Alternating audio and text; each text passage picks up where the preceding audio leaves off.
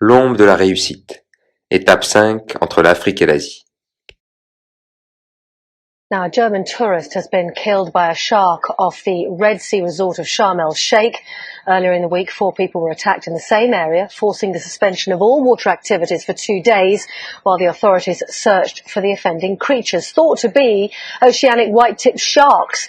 People were allowed back in the water just yesterday after 2 sharks were caught. Now, we understand the woman that has been killed was snorkeling at the time. Tous les accidents en Égypte ici, c'est quelqu'un qui nage dans le bleu, en plein mer. Ça, c'est très très dangereux. Après avoir pris connaissance que des requins avaient attaqué plusieurs personnes en Égypte, et lorsque l'on écoute l'expert local en squale, Ahmed Memdouh, et que l'on doit traverser le golfe de Aqaba et d'être en pleine mer, on ne peut faire preuve que de courage et de détermination pour aller au bout de son rêve. في إنجاز عربي جديد وصل سباح المسافات الطويلة الشاب المغربي حسن بركة إلى مركز مقنى التابعي لمنطقة تبوك، رابطا بذلك بين قارتي إفريقيا وآسيا كآخر المحطات التي سعى من خلالها إلى ربط قارات العالم ال5 بالسباحة. في خطوة من أجل بث رسالة سلام واحترام للبيئة، استكمل السباح المغربي حسن بركة مغامراته والمتمثلة في الطوف حول قارات العالم ال5 سباحة، حيث وصل السباح شواطئ المملكة بمركز قصارى بقطاع مقنى بمنطقة تبوك، قادما من شواطئ مدينة ذهب بجمهورية مصر العربية، قاطعا بذلك مسافة 28 كيلومترا قطعها بوقت لم يتجاوز 9 ساعات. شكرا للحكومة السعودية ولخادم الحرمين الشريفين ولكل الحرس الحدود اللي قام بمجهود جبار يشكر عليه، فشكرا جزيلا وشكرا لدعمكم جميعا والسلام عليكم. تابع حرس الحدود بمنطقة تبوك عملية تأمين سلامة بركة ليحقق إنجازه الرياضي بعبور خليج العقبة بتأمين وتجهيز دوريات حرس الحدود المرافقة للسباح بغواصين ووسائل إنقاذ سريعة عند الضرورة. Bonjour à tous, une semaine de plus, c'est Hassan Baraka pour un nouvel épisode d'aventure. Nous étions restés sur notre fin la semaine dernière à la veille de la traversée entre l'Égypte et l'Arabie Saoudite. Ce que j'ai fait en ce 21 octobre 2014 et que je m'apprête à vous montrer est jusqu'à ce jour la prouesse sportive dont je suis le plus fier. Dans mon livre La force de l'échec, j'ai donné comme titre de ce passage L'ombre de la réussite, ayant aperçu une présence imposante lorsque j'étais dans l'eau, qui aurait pu me faire sortir et devoir arrêter cette traversée. Néanmoins, nous n'étions pas là pour jouer. Il y avait une parole à respecter et un engagement à honorer pour rallier les 5 continents de la nage. Sans plus attendre, allons voir en détail ce qui s'est passé.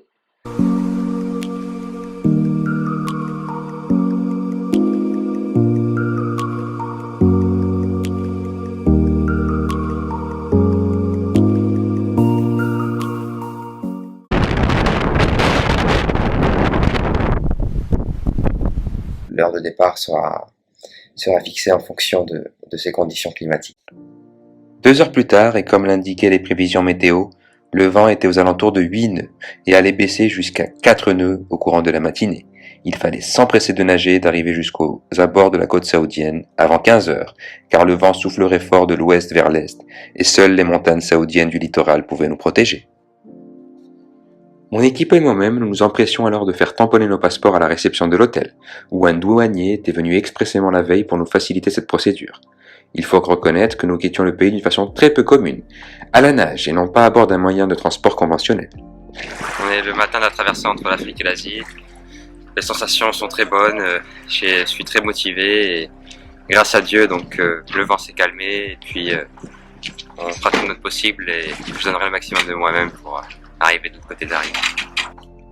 Sans aucun doute, cette traversée fut la plus intense que j'ai vécue depuis le début du projet Moroccan Swim Around the World. Il s'agissait certes de la dernière, mais je ne pourrais décrire avec des mots les sensations profondes ressenties pendant cette traversée, qui allait avoir lieu dans la mer Rouge. Ce fut une traversée très particulière et magique. J'essayerai de l'expliquer en dépit de la difficulté de vous faire partager les sensations qui ont traversé mon corps et les pensées qui habitaient mon esprit. Une fois au port, je devais me rendre sur le bateau pilote au point de départ qui se trouvait comme par hasard en face de l'hôtel, où j'avais séjourné ces 4 derniers jours. Étant donné que les courants poussent du nord au sud, il fallait que je prenne mon départ un peu plus au nord pour éviter d'être entraîné au sud de Markna, lieu d'arrivée.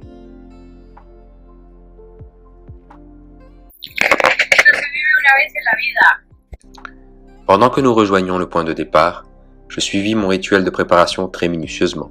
Je mettais ma combinaison néoprène, crème solaire, vaseline au niveau des bras et autour du cou pour éviter les frottements, en écoutant en boucle les messages audio de mes proches pour emmagasiner le maximum d'énergie positive avant de me jeter à l'eau.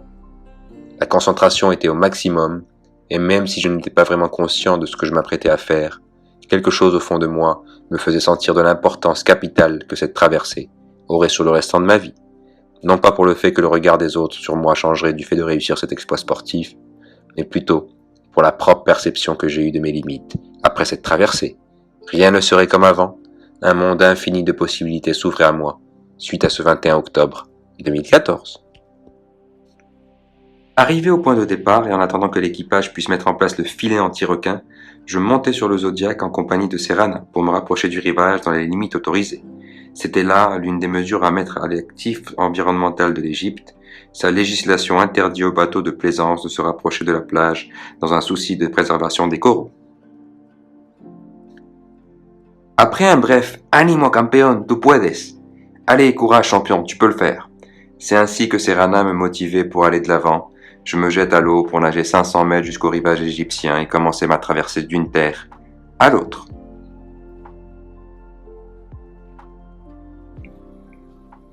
Hey, tranquilo. Claro que no me preocupo. Claro que no. Campeón. ¡Hala!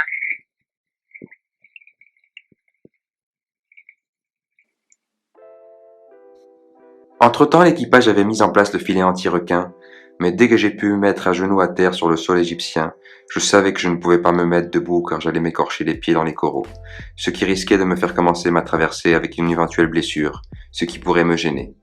Je levai donc mes mains en direction de ma coach, qui ordonna le départ. De mon côté, j'actionnai le chronomètre de ma montre GPS et commençai à nager, tout en explorant l'incroyable fond marin que j'avais sous mes yeux. Des mouvements de bras, l'un après l'autre jusqu'à arriver à hauteur du Zodiac où se trouvait Serrana. Depuis le bateau pilote, on m'indiquait de continuer à nager, car il fallait encore quelques retouches sur le filet anti-requin. Après quelques minutes à nager sans bateau pilote, celui-ci me rejoignit en traînant derrière lui le filet. J'essayai de nager dedans, et bien que les conditions étaient meilleures que la veille, j'ai compris après 200 mètres de nage seulement que le filet allait m'imposer son propre rythme. Et sachant que la traversée allait être longue, je ne voulais pas être en sur-régime, car cela pouvait avoir à la longue un effet négatif. J'ai donc décidé de nager derrière le filet. En cas de danger, je pourrais toujours plonger dedans, et c'était mieux ainsi. Le fait de l'avoir devant moi me permettait aussi de le suivre sans être obligé de lever la tête pour chercher le bateau pilote. Dès la première heure de nage, et sentant ma langue gonfler, un petit peu du fait de l'eau salée, j'ai eu droit à mon premier arrêt ravitaillement pour manger et boire. L'heure suivante, lorsque je m'arrêtais au deuxième et après avoir pris mes gels énergétiques et ma boisson, je vomis tout juste après avoir repris ma nage. Je faisais alors un bref arrêt et je reprenais ma nage tout en continuant à vomir. J'aperçus sur le visage de Serrana une certaine préoccupation, car il était fondamental pour moi de devoir m'alimenter. Le trajet allait être long et il fallait absolument que mon corps ait suffisamment d'énergie.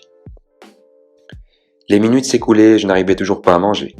Mon épaule gauche commençait à se tendre car les courants allaient dans le sens nord-sud et je nageais de l'ouest vers l'est. Je me prenais toutes les vagues sur mon épaule gauche, ce qui m'obligeait à la lever plus haut, pour surmonter les contre-lames de la surface de l'eau. Après 3 heures de nage, ayant réussi à esquiver quelques petites méduses, rien à voir avec celles que j'avais rencontrées lors de l'étape précédente, la légère gêne à l'épaule semblait rester supportable et ne se transformait pas en douleur. Il m'arrivait de regarder autour de moi pour découvrir une mer d'un bleu azur qui me fascinait. Le soleil était au zénith et je le ressentais fortement. L'eau était assez chaude et je portais, en plus, la combinaison néoprène. Je ne voulais pas l'enlever pour ne pas exposer ma peau aux brûlures. De plus, la combinaison me donnait plus d'assurance depuis que j'ai vécu la mauvaise expérience des méduses de Papouasie-Nouvelle-Guinée.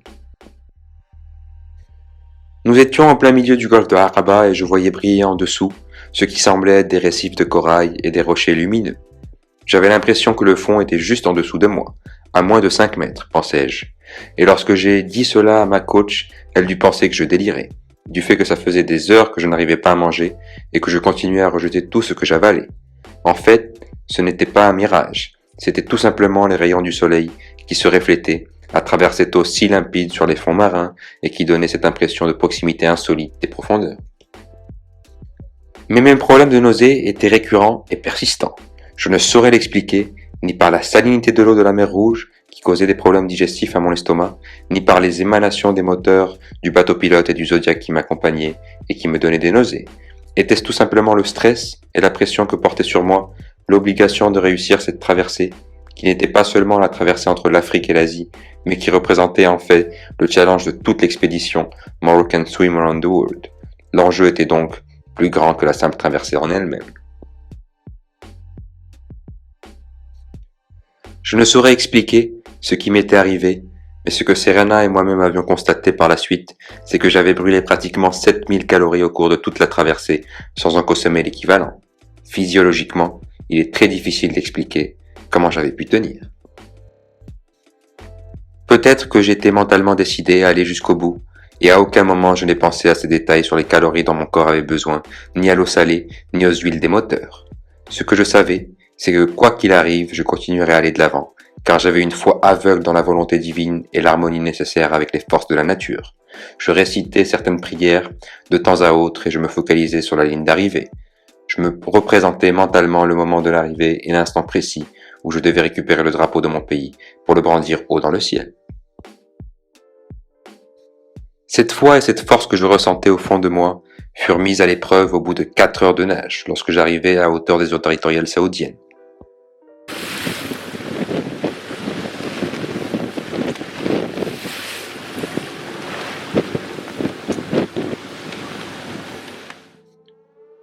À ce moment-là, et comme prévu, les bateaux égyptiens faisaient demi-tour tout en nous souhaitant bonne continuation, et les gardes-côtes saoudiens prenaient le relais.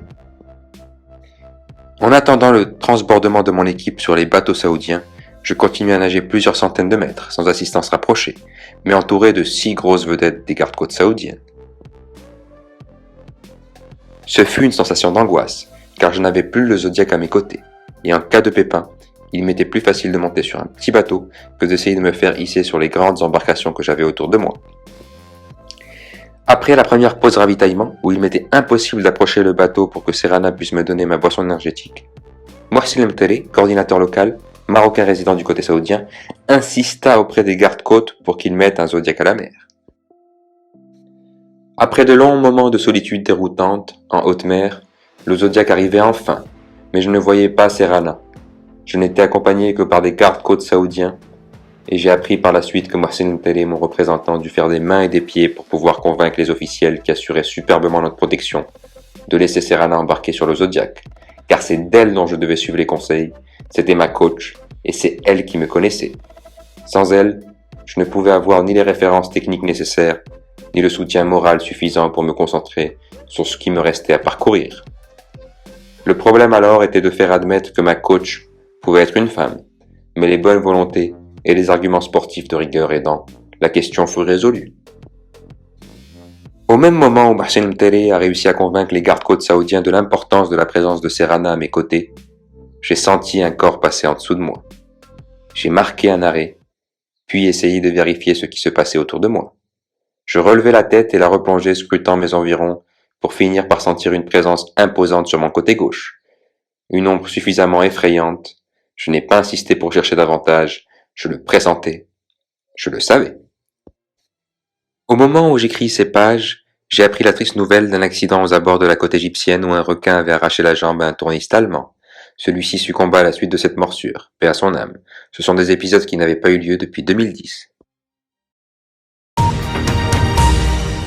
أما هيئة المحافظة وحماية البيئة في الغردقة فقالت إنه ربما تكون هناك سمكة قرش واحدة تتصرف بهذه الطريقة غير العادية وتهاجم السياح.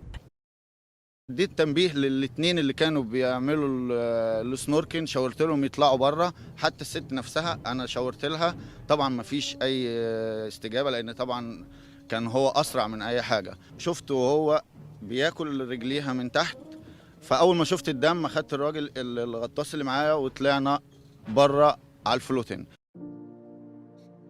Tout ce que je faisais, c'était de respirer de mon côté droit, tous les 2 mouvements de bras, regarder ma coach et ignorer ce que j'avais à ma gauche. Manifestement, une activité frénétique s'opérait sur le Zodiac. Je vis un des bateaux des gardes-côtes saoudiens s'approcher du Zodiac et un homme grenouille accrochait un Shark Shield à sa cheville et le submergeait dans l'eau. Lorsque j'observais cette scène, j'ai tout de suite compris que ce que j'avais à ma gauche était bel et bien un requin. Le Shark Shield est un engin émetteur d'ondes pour décourager et éloigner les squales. À ce moment-là, je ne pourrais me l'expliquer, mais je n'ai pas été pris de panique. À aucun moment je n'ai eu peur. J'étais comme emporté par mon rêve, celui de rallier les 5 continents à la nage et me dire tout simplement « c'est fait ». Autrement, rien n'aurait eu de sens. Il fallait finir ce qui avait été commencé et honorer l'engagement pris avec moi-même, avec mon équipe et tous ceux qui m'avaient soutenu et cru en moi. C'était le moment de sortir le joker de ma manche. Il s'agissait du MP3 où j'avais enregistré les messages de ma famille, de mes proches et de mes amis, que Serrana, d'un geste de ma part, était prêt à me tendre. Mais avec ses prédateurs à mes côtés, et dans la situation quelque peu tendue où toute l'équipe se trouvait, j'ai opté pour l'activation de ma mémoire et commencé à me réciter à moi-même, un par un chacun des messages enregistrés. Lors des 48 heures précédentes de cette traversée, j'avais passé mes journées à écouter en boucle les messages. Je les connaissais par cœur. Finalement, je n'ai pas eu besoin du MP3, et progressivement je récitais un message après l'autre, et je retrouvais ainsi la force nécessaire pour réaliser un mouvement de bras après l'autre. J'étais totalement déconnecté, j'étais dans mon monde, je ne pensais plus aux requins, je ne pensais plus à l'eau salée, aux huiles des moteurs, ni à la pression de réussir cette expédition. J'étais en présence de mes proches et de tous les êtres que j'aime. J'avais l'impression de me promener avec eux dans un parc en plein air, tout en recevant de leur part de précieux conseils. Lorsque je retrouvais mes esprits, j'étais aux abords du rivage saoudien. J'avais nagé approximativement 4 heures dans cet état second depuis mon arrivée dans les eaux territoriales saoudiennes, auxquelles il fallait ajouter 4 autres heures que m'avait pris le trajet dans les eaux égyptiennes. Je ne pouvais que croire à une main divine qui m'avait fait nager 8h30 de suite en pleine mer Rouge, la même main qu'il avait sûrement ouverte au prophète Moïse pour qu'il puisse la traverser. Une spiritualité et une énergie incroyable se dégageaient de ces eaux-là. C'était magique. Cela faisait donc 8 heures que je nageais, mais il me restait encore quelques centaines de mètres pour toucher terre. Je voyais la côte très proche, mais les bateaux pilotes et le Zodiac s'obstinaient à me faire nager vers le nord-est, alors qu'en nageant en ligne droite, j'arriverais plus vite à la côte saoudienne. Ces derniers essayaient de m'expliquer qu'un comité d'accueil et d'une réception m'attendait à un point précis de la côte de Maklan. Bien que demeurant dans l'eau, je devais débattre longuement avec eux pour leur expliquer que c'était un honneur pour moi d'avoir un tel comité d'accueil, mais qu'après autant d'efforts, il valait mieux que j'arrive plus vite à la côte saoudienne pour assurer la réussite de la traversée. Nager vers le nord à contre-courant aurait supposé peut-être 1 heure ou plus de nage, et avec les requins dans les parages, ajouté à mon état physique, je n'étais pas à l'abri d'un accident ou d'un collapsus. J'ai donc pris la décision de nager en ligne droite.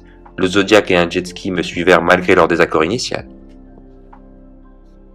Tout compte fait, c'était moi qui nageais depuis plus de 8 heures, et la décision finale devait me revenir.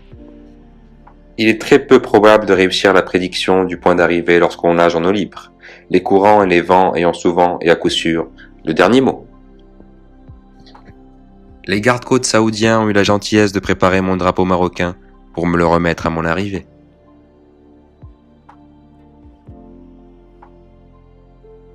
Un d'entre eux s'est même jeté à l'eau pour m'aider à arriver au rivage. C'était une très bonne initiative que je remercie encore. Après 8h30 de nage et 28,8 km de parcours, je touchais enfin la terre saoudienne. J'avais du mal à me relever après autant de temps à l'horizontale, et un des gardes-côtes saoudiens me prenant par une main, m'aida à marcher sur les rochers pour atteindre la plage. Je comprenais aussi pourquoi il voulait que j'arrive sur un autre point, car cela aurait signifié marcher sur une plage de sable fin. Mais malgré mes pieds ensanglantés, j'étais ravi d'avoir pu atteindre la terre ferme et d'avoir pu relever ce merveilleux défi. Le comité d'organisation se déplaçait aimablement en cortège à mon nouveau point d'arrivée. Je fus reçu par un grand comité d'accueil de plus de 200 personnes qui m'attendaient dans cette région aride d'accès difficile. Je remerciais les gardes-côtes saoudiens qui avaient mobilisé plus de 60 personnes pour m'accompagner, toutes les autorités locales, l'ambassade du Maroc en Arabie Saoudite, ainsi que Mohsen Mteri, notre coordinateur local sur place. Beaucoup de gens se pressaient autour de moi. Les médias, les autorités, les curieux, et il fallait malgré l'épuisement tenir la conversation et être à la hauteur de l'événement et à la chaleur de l'accueil. Pendant que des mouches tournaient autour de mes pieds, ensanglanté, j'ai pu me rafraîchir à base de jus et d'eau. J'avais la tête qui tournait, car j'avais pris un bon coup de soleil. Mais même au milieu de tout ce brouhaha, j'ai pu parler avec mon père au téléphone. Il me transmettait la fierté et les messages de ma mère et de toute la famille. Je remercie profondément les autorités locales et les gardes-côtes saoudiens, ainsi que les autorités égyptiennes, l'équipage égyptien de Red Embark et les ambassades du Maroc en Égypte et en Arabie Saoudite pour leur appui logistique fondamental et déterminant pour la réalisation de cette traversée. Je me sens privilégié d'avoir pu réaliser cette traversée avec tout ce qu'elle a engendré comme implication, non seulement du fait des difficultés dans ces eaux-là, mais aussi des tensions dans la région. Ce fut la première fois qu'une traversée à la nage se réalisait officiellement entre l'Égypte et l'Arabie Saoudite. Après la magnifique réception à mon arrivée sur Maqna et suite à une douche bien méritée, j'ai dû parcourir 250 km en voiture pour arriver à l'aéroport de Tchabouk et faire tamponner mon passeport, accréditant par cet acte que j'étais bien rentré sur le territoire saoudien.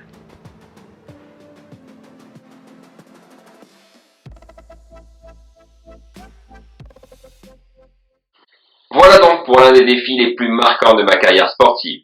Comme vous avez pu le voir, suite aux 8h30 de nage, j'ai réalisé 250 km de voiture pour aller à l'aéroport le plus proche pour tamponner mon passeport, avant ensuite d'être sollicité par les médias dans ma propre chambre d'hôtel.